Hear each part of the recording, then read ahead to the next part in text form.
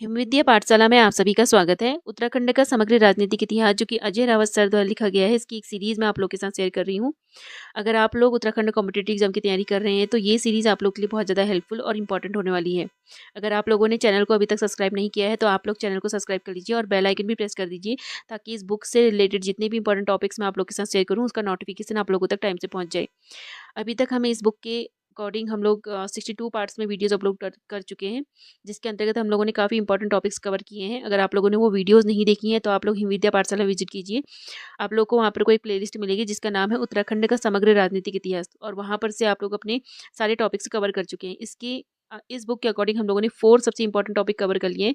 जैसे उत्तराखंड एक सामान्य परिचय हम लोगों ने कवर किया है, कुमाऊं में चंद राजवंश, गढ़वाल में परमार वंश और गोरखा शासन तक हम लोग पूरा कंप्लीट कर चुके हैं। काफ़ी डिटेल में हम लोगों ने चीज़ें पढ़ी हैं, तो आप लोग उन वीडियोस को जरूर देखिएगा और वहाँ से अपने एग्जाम के पर्पस से सारे नोट्स आप लोग नोट डाउन कर लीजिएगा अपनी कॉपी में। गोरखा शासन में हम लोगों ने लास्ट सिंगौली की संधि पढ़ी थी, जो सबसे ज़्यादा इंपॉर्टेंट मानी जाती है।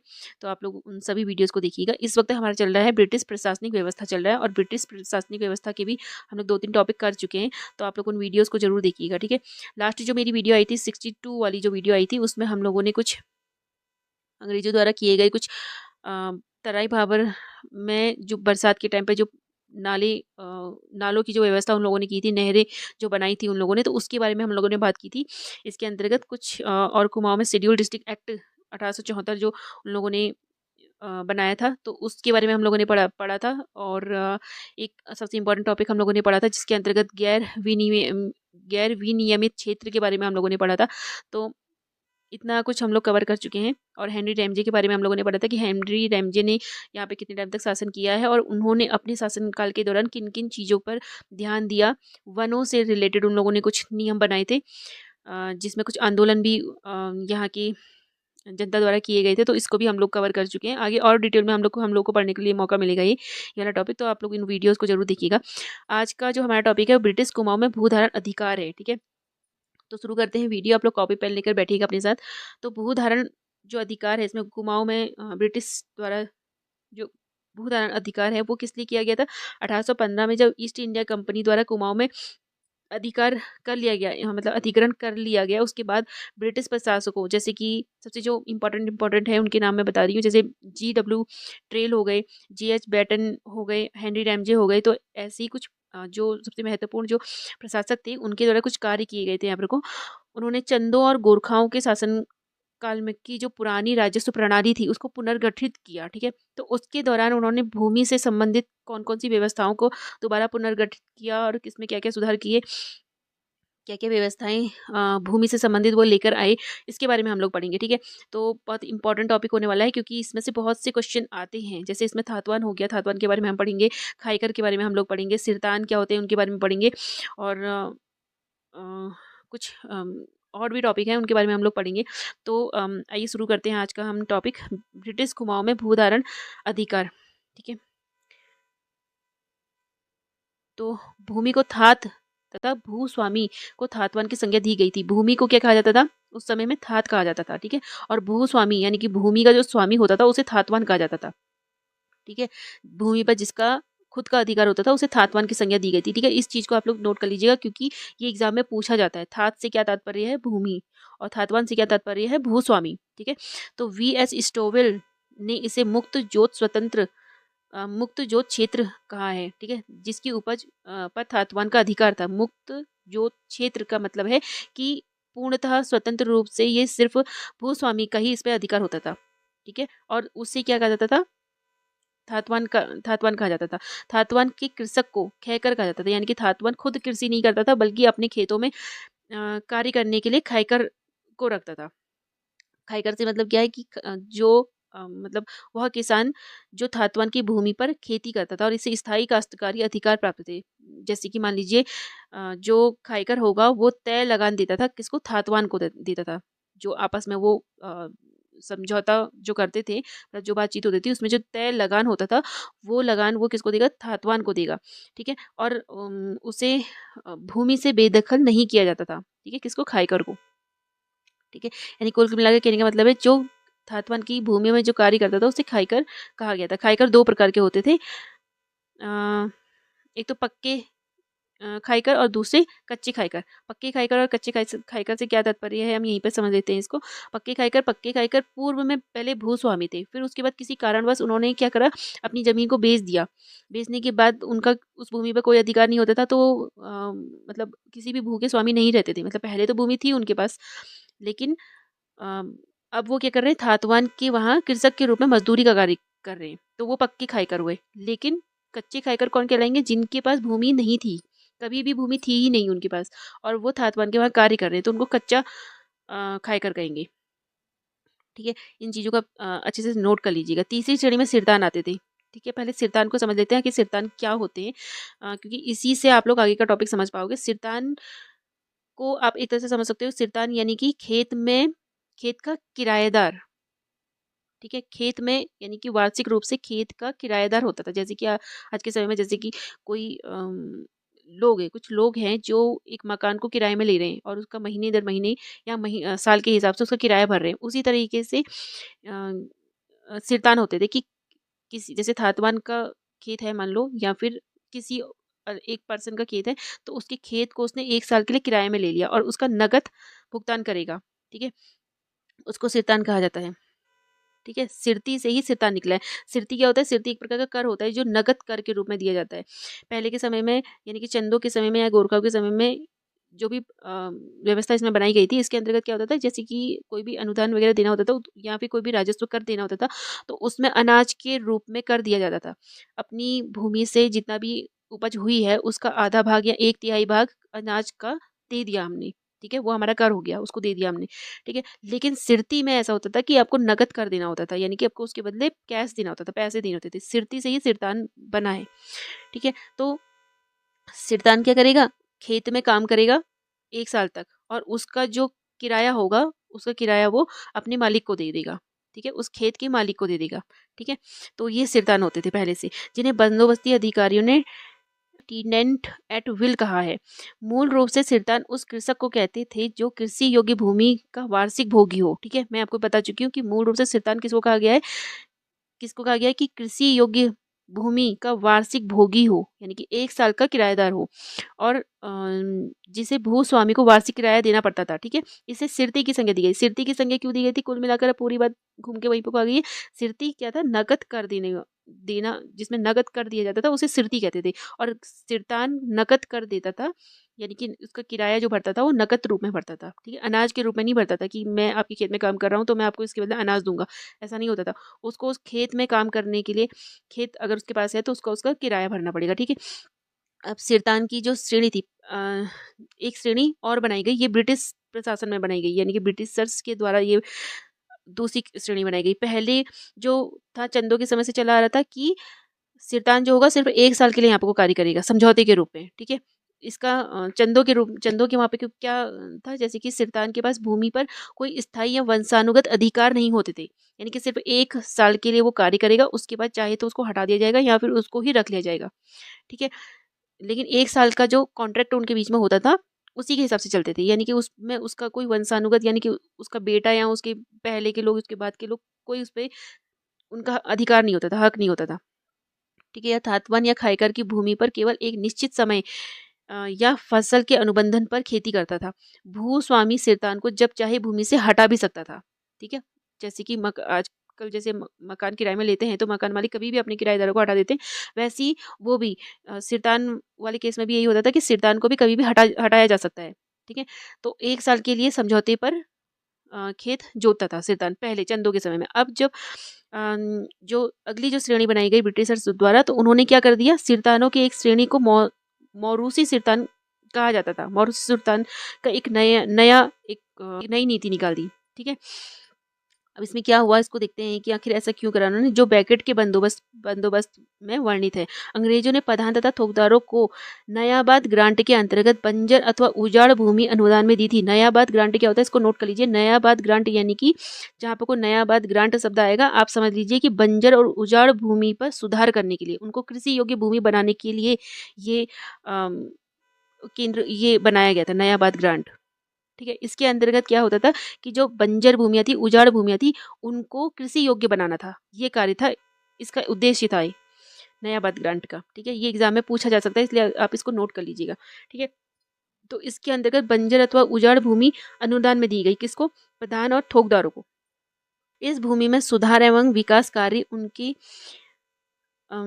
असामियों द्वारा किया गया। असामी यानी कि काश्तकार, जो किराए के जो काश्तकार होते हैं, किराएदार, सिरतान ही कह सकते हैं उनको एक तरीके से, तो उनके द्वारा किया जाता था। यानी कि प्रधान और ठोकदारों को अनुदान में एक भूमि दी गई जो क्या है, उजाड़ है और क्या है, बंजर है। अब उसको कृषि योग्य बनाना है, तो उसमें कार्य कौन कर रहे हैं? असामी असामी लोग कर रहे हैं। असामी लोग कौन है? काश्तकार हैं, वहाँ पे जो मजदूरी में काम कर रहे हैं। ठीक है, सिरतान लोग कह सकते हैं, सिरतान या खाईकर इसके अंतर्गत आ जाएंगे। तो कृषक के रूप में उन्होंने मकान आदि के निर्माण के साथ संवर्धन का कार्य किया तथा जिनका कब्जा 60 वर्ष से अधिक रहा हो उन्हें प्रारंभ में सिरतान की श्रेणी में रखा गया। ठीक है, जो 60 वर्ष से वहां पे सिरतान के रूप में वहां पे वो कार्य कर रहा है, तो उसको तो सिरतान की श्रेणी में रखा गया।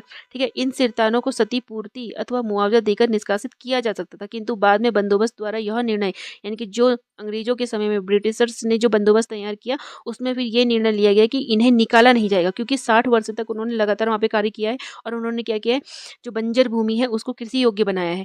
तो उनको अब क्या कर दिया, उनके उसमें थोड़ा सा सुधार करके क्या कर दिया, उनको सिरतानों की श्रेणी में रखा, जिन्होंने 60 वर्षों तक कार्य किया है वहां पर को, या उससे अधिक रहकर वहाँ पे कृषि की है, और उनको सिरतानों को मौरूसी सिरतान कह दिया।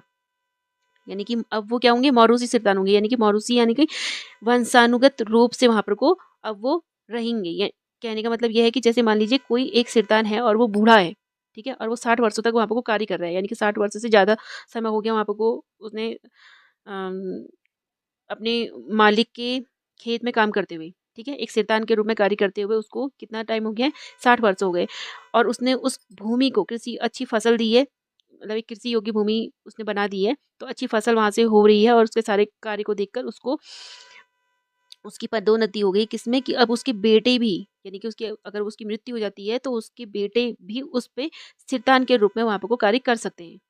ठीक है, तो मौरूसी का मतलब है कि वंशानुगत रूप से उनको वहाँ पे कार्य कर सकते हैं, यानी कि उनके परिवार का सदस्य वहाँ पे को कार्य कर सकता है उनकी मृत्यु के बाद। ठीक है, ये है इसका कुल मिलाकर मतलब। एक अन्य प्रकार के शैतान भी थे, गांव में कारीगर हालिया। गांव की कारीगर हलिया, हलिया कौन होते थे? हल जोतने वाले, हल जोतने वालों को हलिया कहते थे। ये भी सितानों की तरह ही वहां पर को कार्य कर, खाईकर की तरह वहां पर को कार्य करते थे। सेवक आदि जिनको गांव में बसाया गया और जिन्हें कुछ भूमि निःशुल्क अथवा नाम मात्र किराए में उनकी सेवाओं के लिए दी गई थी, वे भी सिरतान की श्रेणी में चिन्हित किए गए। यानी कि हलिया जो लोग थे, जो हल वल जोतने के लिए वहां पर को मजदूरी में कार्य करते थे, और उन्होंने भी क्या किया था, वहां पर को उस भूमि पर उस भूमि को कृषि योग्य भूमि बनाई थी, तो उनको भी सिरतान की श्रेणी में रख दिया गया। ठीक है, हलिया जो थे उनको भी सिरतान की श्रेणी में रख दिया गया। सिरतान की स्थिति विवादास्पद थी, विशेष रूप से जब सिरतान अपनी हिस्सेदारी अथवा मालिकाना हक मांगने लगे। यानी कि अब क्या हुआ, यहाँ पे को थोड़ी सी दिक्कत आ गई कि अब जो सिरतान थे वो क्या कर रहे थे, अब वो अपने हिस्सेदारी मांग रहे थे उस भूमि पर, क्योंकि कब्जा वाली बात आ गई। ठीक है, कि हम लोग इतने टाइम से यहाँ पे काम कर रहे हैं, तो ये भूमि हमारी है, हमको इसका मालिकाना अधिकार दो। ठीक है, तो इससे थोड़ी बात और बिगड़ गई वहां पर को, फिर ये न्यायालय में बात गई। तो न्यायालय में बात जाने के बाद क्या हुआ, बाद के जो निर्णय आए इसके आधार पर, तो कुमाऊं कमिश्नर तथा बोर्ड ऑफ रेवेन्यू ने सिरतान के रूप में उन लोगों को मान्यता प्रदान की जिन्होंने उजाड़ और बंजर भूमियों का विकास किया था। ठीक है, तथा कई वर्षों तक उस भूमि पर कृषि कार्य कर रहे थे, कई वर्षों तक, यानी कि 60 वर्ष तक। मान लीजिए कि अगर 60 वर्षों तक वो वहाँ पर को सिरतान के रूप में कार्य कर रहे हैं, 60 वर्षों तक उनके पास वो भूमि है, एक सिरतान के रूप में वो वहाँ पे को है, और उन्होंने उस उजाड़ जो भूमि है उसमें अच्छी फसल उगाई है, उसको कृषि योग्य बनाया है, तो उससे क्या करेंगे, उसे सिरतान माना जाएगा। ठीक है, आगे बढ़ते हैं। उम्मीद करती हूँ आप लोगों को ऊपर का सिरतान वाला टॉपिक आप लोगों को समझ में आ गया होगा। अगर नहीं आया होगा तो आप लोग कमेंट बॉक्स में फिर से लिखिएगा कि एक बार और समझा दीजिए। मैं एक बार अलग से एक आसान भाषा में अच्छे से आप लोगों के लिए एक और वीडियो आप लोगों के लिए इसके लिए तैयार कर दूंगी। और सिरतान वाली सिरतान धातवान खायकर, तो ये वाले कुछ जो शब्द हैं इनको आप लोग अच्छे से नोट कर लीजिएगा। ठीक है, आगे बढ़ते हैं। विविध धृति, गूंठ, गूंठ क्या होता है? गूंठ जो होती है मंदिरों के लिए, अनुष्ठानों के लिए जो दान में दी गई हुई जो भूमि होती है उसे गूंठ कहा जाता है। गढ़वाल के प्रमुख मंदिरों के अनुरक्षण अथवा रख रखाव के लिए भू राजस्व की जो मात्रा निश्चित की गई हो उसे गूंठ की संज्ञा दी जाती है। भू राजस्व की जो मात्रा निश्चित की गई हो उसे गूंठ की संज्ञा दी जाती है। यानी कि मंदिरों के लिए मंदिरों के अनुरक्षण और रख रखाव के लिए जो भूमि दान में दी जाती है, ठीक है। या भूमि की कोई कुछ फसल जो दान में दी जाती है उसे गूंठ कहा जाता है। विभिन्न ग्रामों की जो भूमि धार्मिक कार्यों के लिए निश्चित की गई थी उसे पर्वतीय क्षेत्रों में अत्यधिक महत्व दिया जाता था, ठीक है। और वो क्या होती थी, कर से मुक्त होती थी। अगर वो दान में दे दी गई है किसी मंदिर के लिए, मंदिर के अनुष्ठान या रख रखाव के लिए, अगर वो अम, दान में दे दी गई है तो उस वो कर मुक्त होती थी। किसी भी तरीके का कर उस भूमि से नहीं लिया जाता। अगर वहां पर कोई लोग रह भी रहे हैं तो वो भी कर नहीं देंगे, ठीक है। गूंठ द्वारा एकत्रित धनराशि का अधिक उपयोग बद्रीनाथ तथा केदारनाथ के लिए किया जाता था। यह प्रथा स्थानीय शासकों द्वारा प्रारंभ में की गई थी और गोरखा एवं अंग्रेजों के कार्यकाल में भी बरकरार थी। तो गूंठ को इतना पवित्र और इतना ज़्यादा महत्व था उसका कि गोरखाओं के समय में भी उसको बदला नहीं गया। यानी कि गोरखा युद्ध के मामले में बहुत ही क्रूर टाइप के थे वो, लेकिन उन्होंने मंदिरों के लिए उन्होंने बहुत से कार्य किए थे गोरखाओं ने। ये हमने गोरखा शासन में पढ़ा हुआ है, तो आप लोग वहाँ से ज़रूर से देखिएगा कि उन्होंने मंदिरों के लिए भी काफ़ी कार्य कराए थे गोरखाओं ने। तो गोरखाओं ने ये नीति नहीं बदली और ना ही चंदों के समय में जो चली आ रही थी वही गोरखाओं ने भी अपनाई और अंग्रेज़ों ने भी इसी को बरकरार रखा, ठीक है। सदावर्त सदावर्ती क्या होता है? सदावर्ती यानी कि जो तीर्थ यात्री होते हैं उनके लिए जो व्यवस्थाएं जो की जाती है, निःशुल्क जो व्यवस्थाएं की जाती है, उनको सदावर्त कहा जाता है। उसके अंदर क्या क्या चीजें आती है वो हम देखेंगे। ई के पौ के अनुसार ई के पौ के अनुसार वह स्थायी निधि अथवा अनुदान जो धर्मार्थ कार्यों के उपयोग में आता था उसे सदावर्त कहते थे, ठीक है। एक बार और समझ लीजिए। ई के पौ के अनुसार स्थायी निधि अथवा अनुदान जो धर्मार्थ कार्य यानी कि मंदिरों के कार्यों के लिए, ठीक है, तीर्थ यात्रियों के लिए, जैसे बद्रीनाथ हो गया, केदारनाथ हो गया, तो इन धर्मार्थ कार्यों के उपयोग में आता था उसे सदावर्त कहते थे। मूल रूप से इस धन द्वारा बद्रीनाथ एवं केदारनाथ आने वाले तीर्थ यात्रियों के भोजन आदि की निःशुल्क व्यवस्था की जाती थी, ठीक है। उन दिनों केदारनाथ एवं बद्रीनाथ तथा उत्तराखंड के अन्य तीर्थ स्थलों के लिए पैदल मार्ग ही हुआ करते थे, ठीक है। तो क्या करते थे कि रास्ते में उनके लिए निःशुल्क खाने पीने भोजन रहने की व्यवस्था जो की जाती थी, तो उसको सदावर्त कहा जाता था। गढ़वाल तथा कुमाऊं में कुछ गांव चिन्हित किए गए थे जिनका भू राजस्व सदावर्त के उपयोग में आता था। यानी कि जो गांव थे वहां पर को जो कुछ गांव थे गढ़वाल और कुमाऊं के जो कुछ गांव चिन्हित किए गए थे कि ये जो गांव है यानी कि ये जो भूमि है ये क्या करेंगे, इनका जो राजस्व होगा वो तीर्थ यात्रियों की सेवा के लिए उनकी उनको जो व्यवस्थाएं जो दी जाएंगी उसमें अ, उसके लिए उपयोग किया जाएगा। तो उनका जो भू राजस्व जो होता था उसको सदावर्त कहा जाता था, जो तीर्थ यात्रियों के लिए होता था, उनको व्यवस्था देने के लिए होता था, ठीक है। प्रारंभ में यह कार्य क्योंकि उस समय क्या था, सड़कें जो थी वो पैदल मार्ग वाली थी, जो रास्ता था वो तीर्थ यात्रियों के लिए पैदल ही जाते थे, कोई गाड़ी कोई कुछ नहीं होता था उस समय। प्रारंभ में यह कार्य मंदिरों द्वारा संचालित होता था, ठीक है। ट्रेन ने इस व्यवस्था का दायित्व स्वयं ले लिया, ठीक है। प्रारंभ में जो मंदिर के जो पुजारी लोग होते थे उनको ये व्यवस्थाएं दी गई थी, जो महापुजारी जो होते थे उनको ये व्यवस्थाएं दी गई थी, उन पे बांटी गई थी ये व्यवस्थाएं। ट्रेल ने फिर जब ट्रेल आई तो उन्होंने इस व्यवस्था को अपने ऊपर लिया और खुद से इसको करा और इसका उपयोग उपयोग धार्मिक स्थलों के मार्गों तथा पुलों की मरम्मत के लिए भी किया जाने लगा। यानी कि जो राजस्व आता था वो सिर्फ तीर्थ यात्रियों के लिए ही नहीं, मतलब खाने पीने के लिए ही नहीं होगा। अब क्या होगा, धार्मिक स्थलों के मार्ग को सुधारने के लिए भी होगा। यानी कि उन जो सदावर्त वाला जो अ, कर जो होगा यानी कि राजस्व जो कर होगा जिसको सदावर्त कहते हैं उसका उपयोग अब मार्गों को सही करने के लिए, उनका सही निर्माण करने के लिए भी प्रयोग करेंगे। पुलों की मरम्मत के लिए भी प्रयोग करेंगे, क्योंकि बड़ी बड़ी नदियां होती थी उनको पार करके जो तीर्थयात्री जाते थे, तो उन पुलों का के निर्माण के लिए भी उसका प्रयोग किया जाने लगा, ठीक है। 1850 में इसका नियंत्रण एक स्थायी एजेंसी को दिया गया। उसने इस धन का उपयोग यात्रा मार्ग दवाखाने की स्थापना तथा उनके रख रखाव के लिए किया। यानी कि दवाखाने भी खोले गए रास्ते में, किसी तीर्थ यात्री की तबीयत खराब हो गई तो उसमें भी इसका प्रयोग किया जाने लगा, किसका, सदावर्त का। बाद में सदावर्त की व्यवस्था एक जिला स्तरीय अधिकारी के नियंत्रण में दे दी गई, ठीक है। तो सदावर्त से क्या तात्पर्य है, तो इसको आप लोग नोट कर लीजिएगा कि तीर्थ यात्रियों की के भोजन पानी और उनकी अन्य व्यवस्थाओं के लिए जो राजस्व कर का प्रयोग किया जाता है उसे सदाव्रत कहा जाता है। तो इस तरीके से आप इसको नोट कर लीजिएगा, ठीक है। तो इस तरीके के जो शब्द हैं ये एग्जाम में पूछे जाते हैं, ठीक है। हलिया तथा साझी, हलिया हमने आगे पढ़ा था, हल जोतने वाला, ठीक है। जो काश्तकार मजदूर काश्तकार जो होता है वो भूस्वामी की भूमि पर हल जोतने के लिए रखा जाता है। ठीक है, तो इसको हम देख लेते हैं एक बार। ब्रिटिश कुमाऊं में कृषि से जुड़े हलिया या साझी दो महत्वपूर्ण अंग थे। ब्रिटिश कुमाऊं में, ठीक है, हलिया और साझी, इनके नाम याद रखना। वी स्टोवेल का मत है कि ब्रिटिश शासन से पूर्व और अंग्रेजी प्रशासन के प्रारंभिक दौर में हलिया की स्थिति एक दास के समान थी। ठीक है, क्या कह रहा है कि ब्रिटिश प्रशासन के पूर्व और अंग्रेजी प्रशासन के प्रारंभिक दौर में हलिया की स्थिति एक दास के समान थी। यानी कि हलिया जो था एक दास था, यानी कि भूस्वामी की भूमि पर एक दास के रूप में वो वहां पर को कार्य करेगा, हल जोतेगा, खेती करेगा। स्थानीय परंपरा के अनुसार बड़े भूस्वामी स्वयं खेतों में काम नहीं करते थे, इसलिए खेतों के लिए उन्होंने हलिया नियुक्त किया था। ठीक है, जिससे वे अधिक से अधिक भूमि को कृषि योग्य बना सके। हलिया का भोजन, आवास आदि की संपूर्ण व्यवस्था भूस्वामी द्वारा की जाती थी। बाद में उनकी स्थिति घरेलू कृषक सेवक जैसी थी। ठीक है, ई के पो के अनुसार साझी व्यवस्था का प्रचलन, ठीक है, हलिया के सामने हमें साझी भी पढ़ा था। तो साझी व्यवस्था क्या होती थी का प्रचलन अधिकतर भाबर में होता था, यानी कि तराई वाले क्षेत्रों में होता था, पहाड़ी क्षेत्रों में नहीं होता था। क्योंकि क्यों होता था? भाबर वाले क्षेत्र में जो पर्वतीय वाले क्षेत्र थे उसमें खेतों की जो दायरा था, खेतों का जो सीमाएं थी वो छोटी छोटी थी, यानी छोटे छोटे खेत थे। तो उसमें साझीदारी करके खेत नहीं कर सकते, यानी कि एक अकेला व्यक्ति भी उसको आसानी से कर सकता है।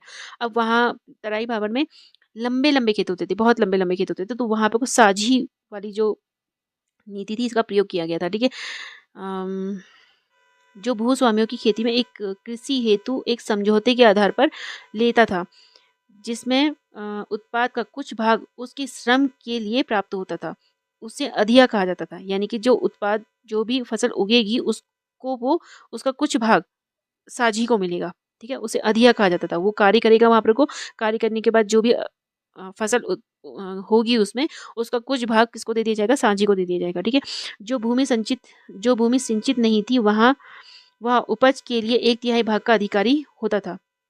यानी कि जो भूमि भूमि क्या थी? उजाड़ थी, सिंचित नहीं थी, यानी कि जिसमें बहुत ज्यादा मेहनत लगती थी, उसमें एक तिहाई भाग का अधिकारी होता था। कौन? साझी।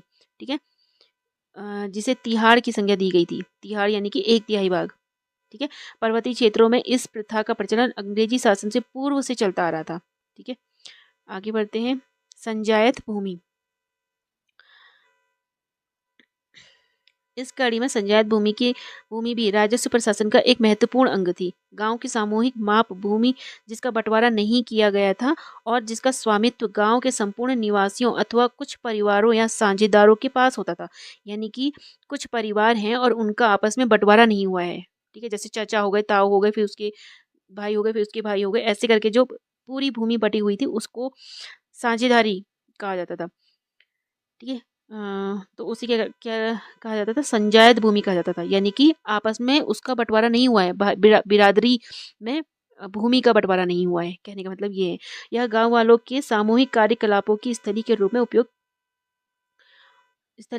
उपयोग में आती थी। अंग्रेजों के शासनकाल में कुमाऊं में इस भूमि का संचालन प्रधान द्वारा किया जाता था, किंतु स्टोवेल के अनुसार गढ़वाल में यह भूमि आसामियों को किराए में दे दी जाती थी। यह धन, आसामी कौन? यानी कि वही सिरतान, सिरतानों को क्या कर दिया जाता था?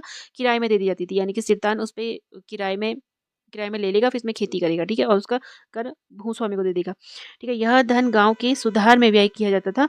कभी कभी यह धन गांव में धार्मिक कार्यों एवं अनुष्ठानों में खर्च किया जाता था। ठीक है, आगे बढ़ते हैं। सिक्मी हिस्सेदारी, स्टोवेल का मत है कि सिक्मी हिस्सेदारी की प्रथा ब्रिटिश कुमाऊं में प्रचलित थी।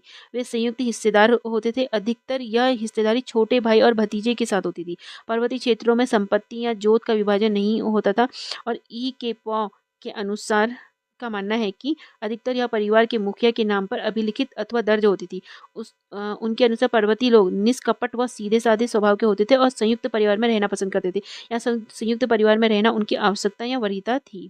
ठीक है, यानी कि जो आपस में जो संयुक्त परिवार होता था, यानी कि एक जॉइंट जो फैमिली होती थी उसमें बड़ा भाई हो गया, छोटा भाई हो गया, भतीजे हो गए, तो उनकी हिस्सेदारी। ठीक है, आगे बढ़ते। प्रधान तथा थोकदार, अंग्रेजों के लिए भू राजस्व के प्रशासन हेतु प्रधान और थोकदार जो थे वो आवश्यक थे। प्रधान का दायित्व तो अपने गांव में राजस्व एकत्रित करना था। ठीक है, सबसे पहला तो अंग्रेजों के समय में प्रधान का कार्य क्या होता था? अपने गांव में राजस्व एकत्रित करता था। यह धनराशि वह सरकारी कोष के लिए पटवारी को सौंप देता था। ठीक है। इसके अतिरिक्त गांव के प्रधान होने के नाते उसे अन्य जिम्मेदारियों का निर्वहन भी करना पड़ता था। कुछ बड़े गांवों में ब्रिटिश काल में 2 प्रधान होते थे। ठीक है। जो बड़े गांव होते थे, दायरे में जो बड़े गांव होते थे क्षेत्र के हिसाब से, तो उसमें 2 प्रधान नियुक्त किए जाते थे ब्रिटिश काल में। ठीक है। तो ये भी आप नोट कर लीजिएगा इस वाली पॉइंट को। उनके दायित्वों के निर्वहन के लिए परिश्रमिक के तौर पर उसे निर्धारित भूमि आवंटित की जाती थी, जिसे प्रधान खंगी, प्रधानचारी अथवा हक प्रधानी कहा जाता था। प्रधान वंशानुगत होते थे। वंशानुगत का मतलब आप समझ गए कि प्रधान की मृत्यु होने के बाद उसके बेटे प्रधान का कार्य देखेंगे। किंतु विशेष परिस्थितियों में वंशानुगत प्रणाली में परिवर्तन हो सकता था। यह प्रधान की मृत्यु के समय उसका पुत्र कम आयु का हो तो उसके वयस्क होने तक उसके किसी रिश्तेदार को यह दायित्व सौंप दिया जाता था। प्रधान के लिए यह आवश्यक था कि जहाँ उसे यह विशेष अधिकार दिया जाता था, उस गांव में उसका भूस्वामी होना आवश्यक था। ठीक है। साथ ही यह भी अपेक्षित था कि वह उस गांव का निवासी हो। जिस गांव में प्रधान निवास न करता हो, वहां वह अपना प्रतिनिधि अथवा उपायुक्त मनोनीत कर सकता था। किंतु प्रधान का पुत्र न हो तो वह अपने दामाद को घर जमाई स्थापित कर उसे घर प्रधान मनोनीत कर जिलाधिकारी से अनुमोदन ले लेता था। ठीक है। राज्य प्रधानों के मध्य राजस्व और वित्तीय अधिकारी को थोकदार कहा जाता था। ठीक है। अब थोकदार के बारे में पढ़ लेते कि थोकदार कौन होता था। राज्य प्रधानों के मध्य राजस्व या वित्तीय अधिकारी जो होता था उसको थोकदार कहा जाता था। प्रधान थोकदार के नीचे कार्य करता था, यानी कि थोकदार प्रधान से ऊंचे पद में होता था। और थोकदार को अधिकार था कि प्रधान कुशलतापूर्वक कार्य नहीं करता था तो उसे पद से वो हटा भी सकता था। थोकदार को यह अधिकार था। ठीक है। थोकदार को अपने कर्तव्य निर्वहन के लिए प्रत्येक गांव से उपहार प्राप्त होते थे और साथ ही अपने गांव में राजस्व मुक्त भूमि भी आवंटित होती थी। ठीक है। उन्हें प्रधानों द्वारा परंपरा अनुसार भेंट प्राप्त होती थी, यानी कि प्रधान जो होते थे वो परंपरा अनुसार उनको भेंट भी देते थे थोकदारों को। थोकदार को कमीन या सयान नामों से भी जाना जाता था। ठीक है।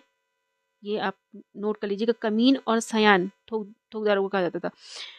ई के पो के अनुसार कमीन नाम से उन्हें दक्षिणी गढ़वाल में जाना जाता था और सयान नाम से उत्तरी गढ़वाल में। कुमाऊं के चौखुटिया क्षेत्र में भी थोकदारों को सयाना नाम से संबोधित किया जाता था।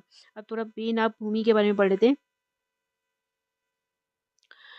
बेनाब भूमि वेस्टलैंड, तो ये भी बहुत ज़्यादा इंपॉर्टेंट है। इसमें थोड़ा जो जनता थी वो ब्रिटिशर्स की नीतियों से नाखुश थी। देखते हैं इसमें क्या था कि अथवा बेनाब भूमि का नियंत्रण प्रारंभ से ही ब्रिटिश कुमाऊं में एक महत्वपूर्ण प्रश्न रहा है। ट्रेल द्वारा पहले भू बंदोबस्त से ही वेस्टलैंड तथा उसमें स्थित वन जनता के उपयोग हेतु एक महत्वपूर्ण प्राकृतिक संसाधन रहा है।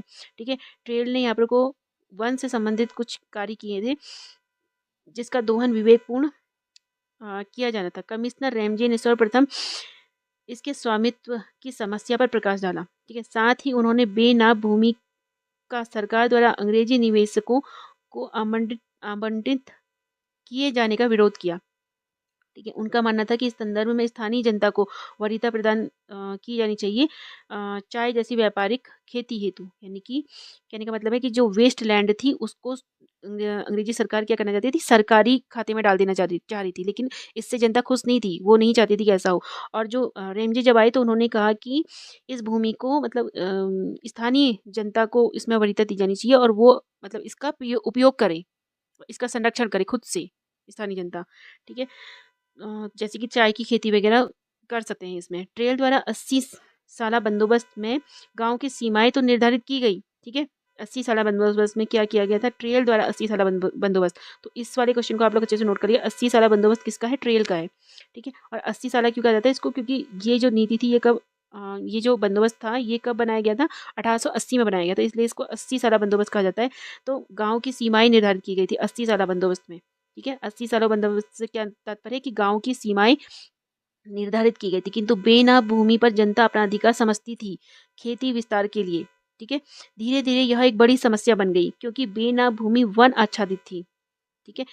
नयाबाद ग्रांट अथवा नयाबाद अनुदान को नियंत्रित करने के लिए 1895 में नियम पारित किए गए। नयाबाद ग्रांट यानी कि जो भूमि उजाड़ थी और जिसमें खेती नहीं हो सकती थी उसको कृषि योग्य बनाने का एक क्या था, एक आप कह सकते हो कि एक संस्था समझ या एक केंद्र समझ सकते हो इसको।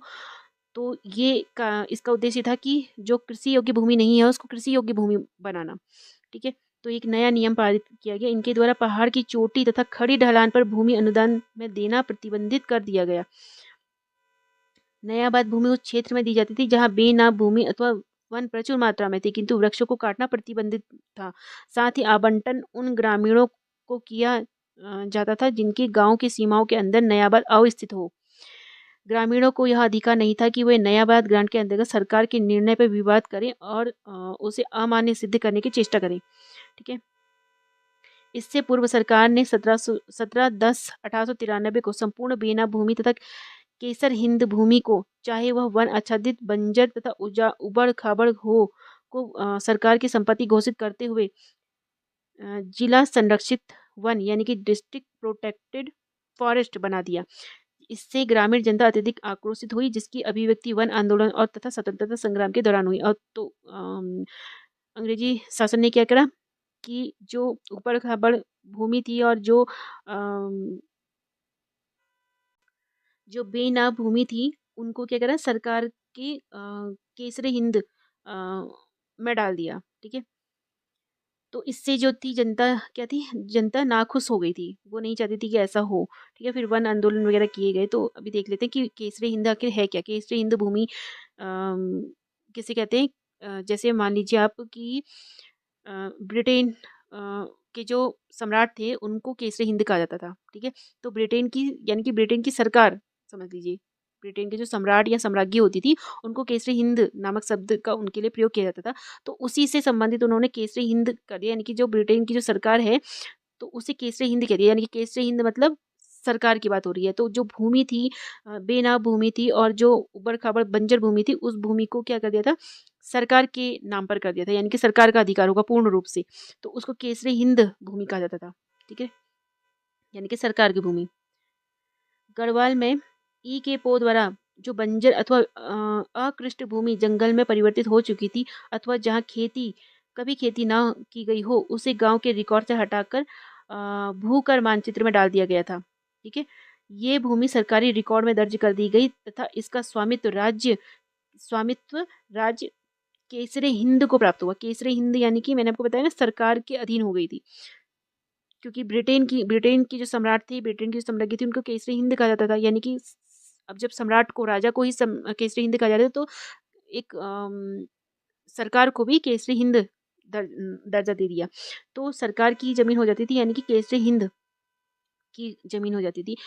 ग्रामीण के लिए अब यह भूमि बेनाम श्रेणी में थी, जिसमें उनका मालिकाना अधिकार नहीं था।